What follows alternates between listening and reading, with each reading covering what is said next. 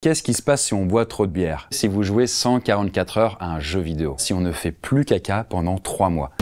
Alors, qu'est-ce qui se passe si on boit trop de bière? Plus exactement, si on boit 7 litres de bière, c'est quand même énorme. Ça va être progressif, hein. Déjà, à 3 litres de bière ingérés, c'est quand même 6 pintes, c'est pas rien. Bah, vous vomissez, là, votre corps, il peut plus encaisser tout ça, le foie, il est à saturation, et donc, le seul moyen, en fait, pour éviter de consommer plus, ça va être de vomir le surplus, pour éviter d'abîmer votre corps. Après, à partir de 5 litres, là, c'est un peu plus embêtant, vous pouvez plus encaisser tout ça, donc le corps, il choisit un autre moyen, c'est le coma éthylique, c'est-à-dire qu'il vous met en pause, un peu comme un ordi qui aurait surchauffé, et là, vous êtes par terre, et puis il se passe ce qui doit se passer. Et enfin, si on va encore plus loin, là, à partir de 7 litres de bière, grosso modo, vous allez vous uriner dessus, et puis vous allez mourir. Soit du coup un arrêt cardiaque, soit un arrêt respiratoire, parce que votre corps, il sait plus gérer tout cet éthanol dans votre sang.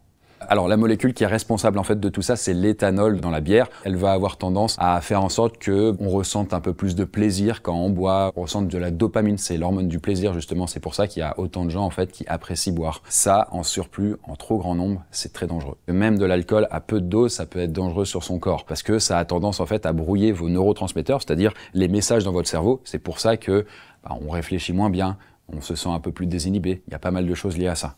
Sachant qu'en moyenne, un Français ingère un peu moins de 12 litres de bière par an, c'est-à-dire tous les mois, il boit 1 litre de bière. L'OMS recommande de ne pas dépasser les 10 verres par semaine d'alcool. Alors, qu'est-ce que ça ferait si vous jouez 144 heures à un jeu vidéo? Il va y avoir progressivement des crampes que vous allez avoir au niveau des yeux, au niveau des muscles par exemple de votre nuque parce que vous êtes fixé sur un truc. Il y a aussi des hallucinations qui vont se mettre à apparaître. Il va y avoir des trucs visuels, auditifs, sensoriels parce que vous êtes focalisé sur une seule tâche et votre cœur va prendre aussi un peu cher au fur et à mesure. Alors heureusement, les jeux vidéo, ils ont un impact, mais là positif en fait sur les capacités cognitives, donc au niveau du cerveau, la mémoire, etc. En fait, c'est hyper bénéfique. Un petit peu comme quand on dit aux gens, faites des mots croisés ou du sudoku. Là, c'est la même chose, sauf que c'est encore plus efficace parce que les jeux vidéo, c'est des sortes de super sudoku.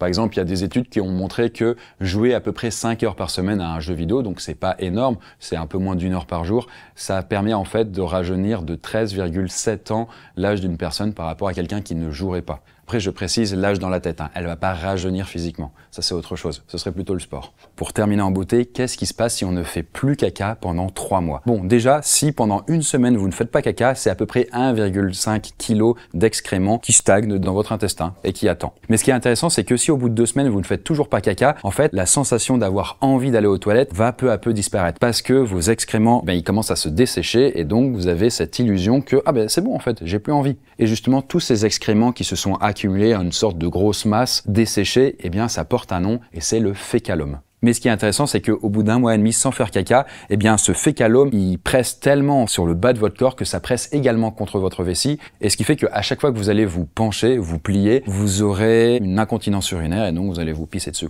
Mais en tout cas, après 2 mois sans faire caca, là, on arrive à un point de non-retour parce que ce fécalome est tellement gros et il pèse tellement lourd qu'il va appuyer sur des organes à l'intérieur de votre corps. Ça pourra entraîner votre mort.